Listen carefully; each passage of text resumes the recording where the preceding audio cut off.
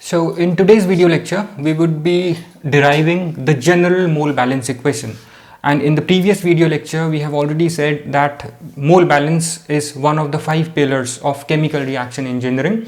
And this is very important for a chemical engineer because this is something he would need every time. Chemical engineer would need this equation every time, right? While working on any chemical reactor or while working in operations, right? So in the previous video lecture we have studied a little introduction part of mole balance, right? And we said that this mole balance is something. We said that if this is the reactor, something is going in the reactant, something is coming out, which may be products, right?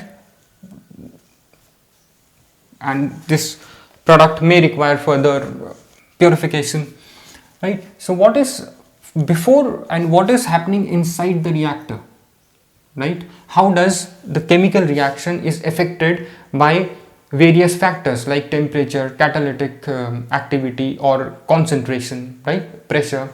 How reaction, basically these are the factors on which chemical reaction depends, is your chemical kinetics, right? So before we look into kinetics, right, we need to account for what is going in and what is coming out, right?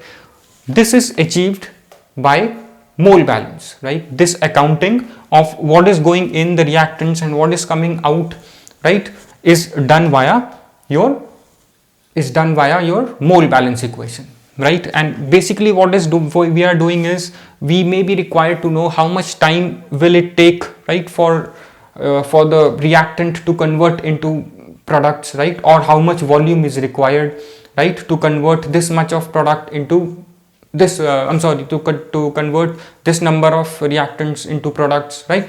So these kind of things, because when a chemical engineer is working, right, what he is required to know is that how much time, right, will reactants take, right, to convert into products, right? Once he knows the time, then he should also know that how much volume is required, right, to convert this number of products, right? Or this number, if you have this much of reactants, how much volume is needed for it to convert to products. So he should know the volume, he should know the time, right? So when we are basically talking about time, is he should know the rate of reaction, right? How much time is required for the reactants to convert into products. How we calculate the rate of reaction? By looking into the fall in the concentration of reactants, or raised, how much increase how much the products has been increased. Rate of increase of products, right, or rate of decrease of reactants will tell you the rate of reaction, right? So basically now we will study that this rate of reaction, right, if you talk about in chemical reactor, right, we would be using mole balance equation. This mole balance equation would be used to find the time for the reactants to convert into products, and also how much volume is required for reactants to convert into products. When we talk about volume, we mean the reactor, right? He may decide upon, if this is the volume, then what type of reactor is required, right? And by time, that's the data that he has, that this much time is required for reactants to convert into products, and how he can later manipulate that, or maybe increase or decrease the time required, right? Maybe by using his different techniques. So in order to derive the general mole balance equation, right, what we will do is we will consider a volume, right, a definite volume, right, that has, and then we will specify its system boundaries, right? So what we are doing is basically we are performing mole balance. We perform mole balance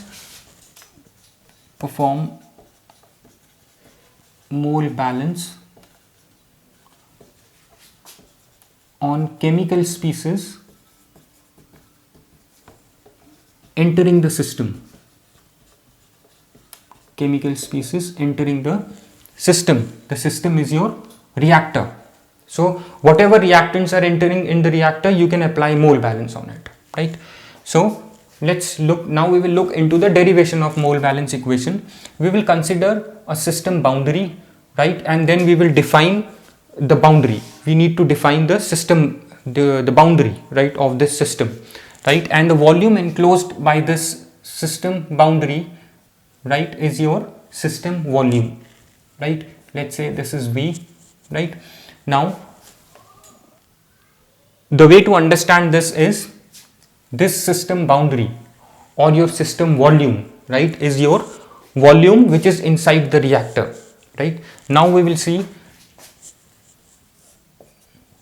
it's coming in. These are basically, these are reactants that we are saying in this derivation. What is coming in and what is going out is your products, which may require further purification, right? And this is your V is the volume enclosed by this system, right, or this system boundary.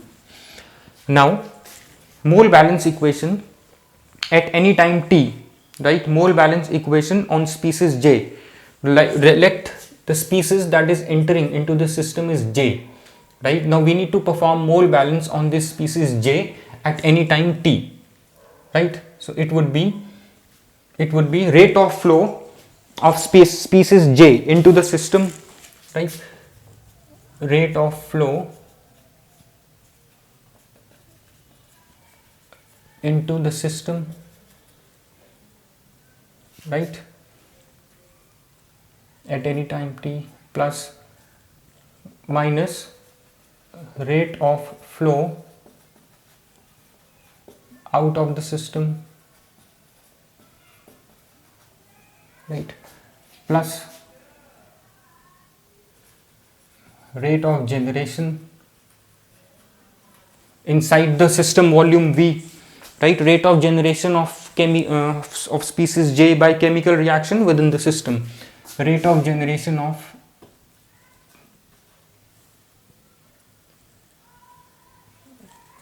chemical species J, say within the system. Within the system is your reactor, right? Now this is equal to, let's just run it.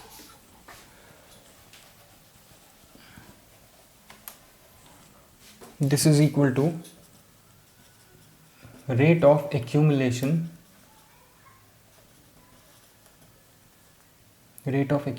of species J, right, rate of at time t, rate of accumulation of J within the system, right, rate of accumulation of species J within the system. When we are talking about rate of generation, we mean the rate of generation in the entire volume V, right, rate of accumulation as a result of chemical reaction, right, inside the system, right. When we say rate, we are comparing it with time. Let's say Nj moles, Nj is the, you have Nj represents the number of moles, right, of this species that is entering, right, in the reactor. Sorry, Nj is the number of moles of this chemical species at time t inside this volume. So what is the rate of flow into the system is given by Fj0. Let's first write it like this. This is in, right, rate of flow in the system, into the system, this is in, minus rate of flow out of the system, this is out, plus rate of generation of chemical species J within this system of volume V, this is Gj, right, is equal to rate of accumulation of species within the system. This would be dnj upon dt. This is like rate, right, rate of accumulation of species. Say the nj is the moles of species J at time t, right. This is accumulated as a result of chemical reaction inside the reactor. If you talk about rate of flow into the system, it would be calculated in moles upon time. When we say rate, moles upon time, right, This is again rate of flow into the system. I'm sorry, rate of flow out of the system, it would be moles upon time.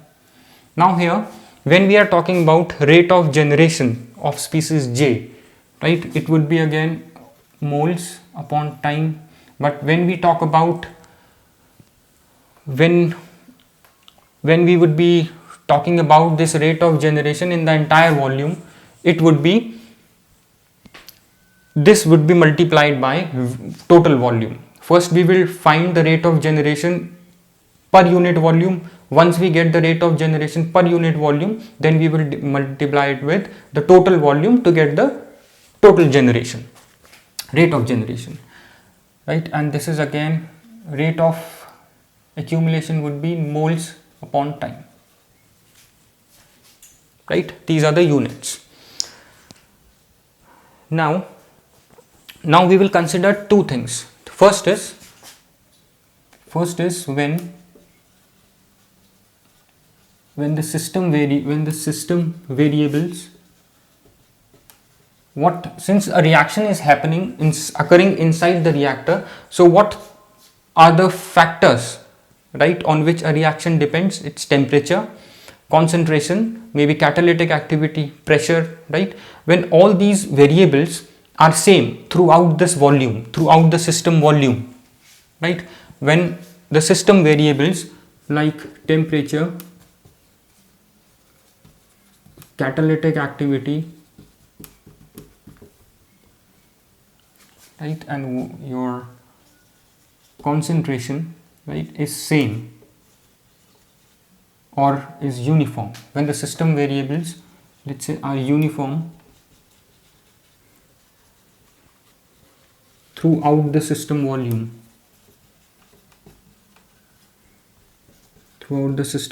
V, right? All these system variables are same throughout this volume V. Then under that condition, what is the value of G, right? First case. The second case that we will consider is if these system variables are not same throughout the volume, at different points the rate of formation, right, would be different if the system variables are different. If I take the temperature is different at this point, at this point, at this point, then the rate of formation of product would be affected, right, based on the system variables or based on the factors on which the chemical reaction depends, right? So here, if you know the rate of formation per unit volume, right, if you find the rate of formation of species J per unit volume, right, and if you multiply this rate of formation of species J with the total volume, you will get the rate of generation, right? So the rate of generation of species J, right, is just the product of the reaction volume and the rate of formation of species J. Suppose this Rj is rate of formation of species J, right, and the total volume, the system volume, or maybe in case of reactor volume where in which reaction is occurring, is volume V, right? So this is rate of formation of species J, right? Rate of formation, say, per unit volume, right? So rate of generation in the entire volume would be your into total volume, right? So this would be Rj, this G would be Rj dot total volume V. This would be the generation, right? Generation of the chemical species or the product, right, inside the reactor, right, that has volume V, or when we are considering volume V of the reactor, it would be this. And Rj is your rate of formation of chemical species, which would be per unit volume. So the units would be moles upon, rate of formation is moles upon time. Since we are considering rate of formation per unit volume, so it would be V, right, per unit volume, and it multiplied by total volume, right? This would be moles upon time. This is clear. Now for this condition, the mole balance equation will become, if in what is going in is F0 minus Fj, right? What is coming out is your Fj. Let's say this is Fj0, Fj plus Gj. For constant or uniform conditions, we have found the value of G to be, rate of generation to be Rj dot V equal to dnj upon dt, right? This is your rate of formation of chemical species, and Nj is the number of moles at time t. So using these equations, you can see that you have volume, you have time, right? So as I said in the beginning, this mole balance equation would be used by a chemical engineer to find the time required for the reactants to convert into products and the volume required, right? So we'll look more into it. Now we'll take the second case. In the second case, the conditions are not same, right? In the second case, these conditions are not same. Let's say this is delta V1, delta V2. Let's consider 2 points, delta V, point 1 and point 2. At point 1, volume is delta V1. At point 2, we have delta V2. And at both these points, these conditions, these system variables are different, right? That means if these system variables are different, then the rate of generation would be affected, right? So how will you calculate the rate of generation? What we will do in this case, if the system variables are not same throughout the volume, they vary, you will calculate, it's very simple mathematics, you will calculate the rate of generation at this point, then at other similar sub volumes, right? This is a sub volume delta V1. Find the rate of generation at small sub volumes, then add it, then add the rate of generation at each sub volume, right? What you will get is the rate of generation in volume V, right? So let's calculate the rate of generation at point 1, right? At point 1, the rate of generation would be, say delta, small rate of generation delta J1 would be equal to, at 1, using this equation it would be Rj dot delta V1, right? Similarly at point 2 it would be delta G J2 equal to Rj delta V1. So if you will keep continue, you will get delta G, right, J, say I, equal to Rj delta Vi, right? So you will continue, let's say we have m similar sub volumes, right? Now for m sub volumes, right, we have m number of sub volumes, we have, right? So what you will be doing is G, the generation would be, this is the summation sign. Since I said in the beginning, we would be adding the generation, the small generation delta G at each sub volume, delta V1, delta V2, delta V3, to get the generation in the entire volume V. So G would be equal to, I is equals to 1 upon m, m is m sub volumes. For m sub volumes, this delta G Ji, right? If you will put the value of I is equals to 1 m, right, this would be R delta V, right? This is for summation delta V I,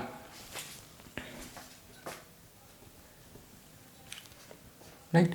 So this is your generation. Now what we will do is, we will use integral calculus, right? So what we will do is, the limits that we will set is, since we are calculating it at m number of volumes, right, m number of sub volumes, we have m sub volumes, right? For m sub volumes, right, that is m tends, if m tends towards infinity, right, then delta v would be 0, right? You will integrate this, right, to get the rate of generation in system volume v, right, when the system variables are not same, right?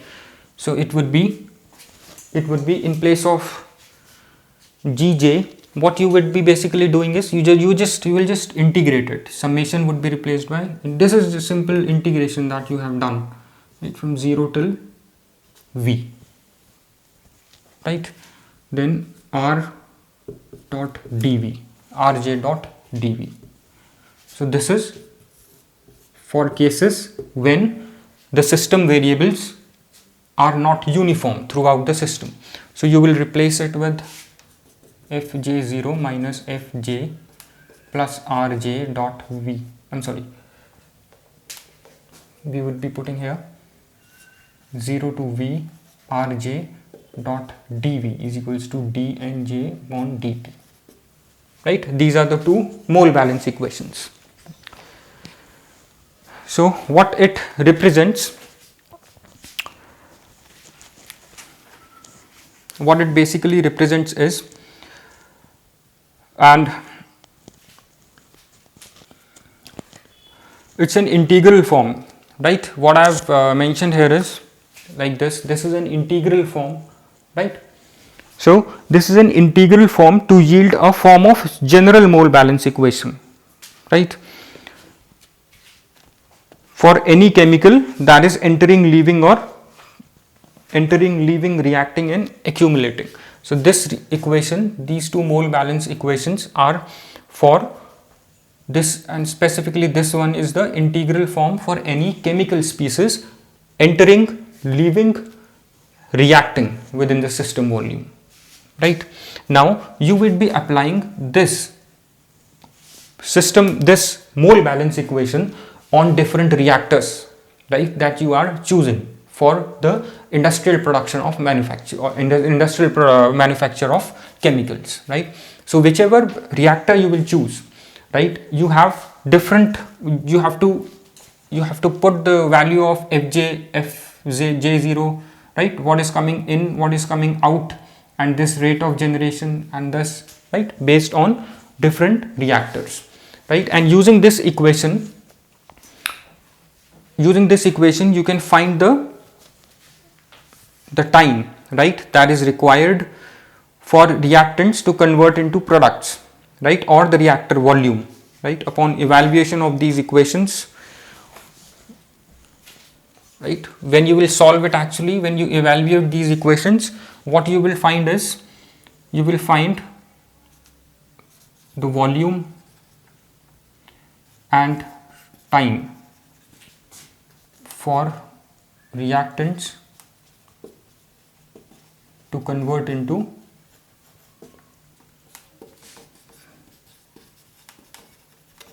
products, right? So using this equation you can find the volume, right, volume or the time that is needed for this, time that is required for the reactants to convert into products, or the amount of, the volume that is required to convert the reactants into products. Once you know the volume, you can also decide on the reactor, what kind of reactor you need, right? And in the next chapter, right, when we will start, we would be seeing how these equations can be used to derive equations for reactor design, right? So make sure you understand this derivation. This derivation is very important, right, and what it is used for. Now let's take an example. Since I said that this is applied for different reactors, we know there is a let's talk about the simple reactor, batch reactor, right? If we talk about the batch reactor, we know that batch reactor is a small tank kind of a reactor that has the same volume, right? It has the, it's used it's even used in lab setups. It's a small reactor, right? And it's used for small scale operations. Let me just rub this. We'll be doing this in the next lectures also, but let's just introduce it here. Right.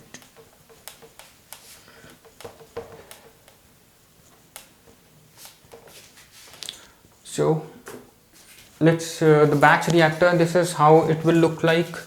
If this is the kind of reactor, right? Suppose just trying to explain you, right? A batch reactor,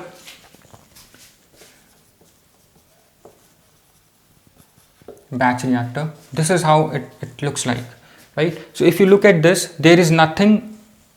When a chemical reaction, suppose you can feed the charge, right? You can feed the charge in it. You may have from these places you can feed the charge in it. That is, when you say feed the charge, this means that you will put the reactants, right, inside the reactor.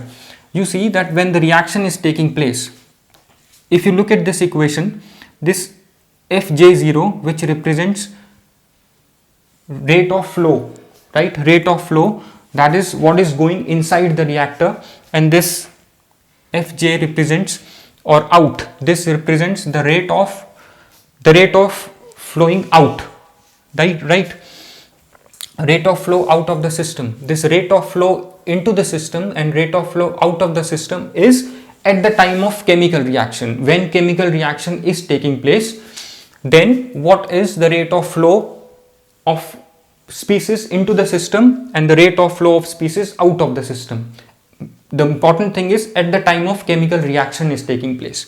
If you look at this reactor, when the chemical reaction is taking place inside this reactor, right, you don't have openings where you can flow the reactants in, right, or you can flow the reactants out, right, since there is no place from where you can feed the reactor and you can take the products out from the other end, right? So since these two quantities, this Fj0 and Fj, is for flowing in and flowing out, since in this reactor, when the reaction is happening, we cannot put the reactors, the reactants cannot flow in or cannot flow out, right, when reaction is occurring. So these two would be 0, right? So for batch reactors, Fj0 and Fj would be 0. Both these would be 0 for batch reactors, right? So what you will get is, if both these, since both these are 0 for batch reactors, and if you put these values, right, if you put these values here, this is 0 plus 0 to V Rj dot dV is equals to dnj upon dt, right? So this is the equation for batch reactors, right? This is the equation for batch reactors. So dnj upon dt is equals to 0 to V Rj dot dV. This is the differential equation for batch reactors, right? Make sure you understand why Fj0 is equals to Fj, right, and both are equal to 0, because you cannot, the reactants cannot flow in or flow out when the reaction is occurring, right? So we'll just look at another example, right? We'll just do this and we'll take the example, right? So just remember that this is the equation for the batch reactors, right? I hope this is clear, right? The derivation and the batch reactor, right? Batch reactor equation. So I hope all this is clear to you. Thanks.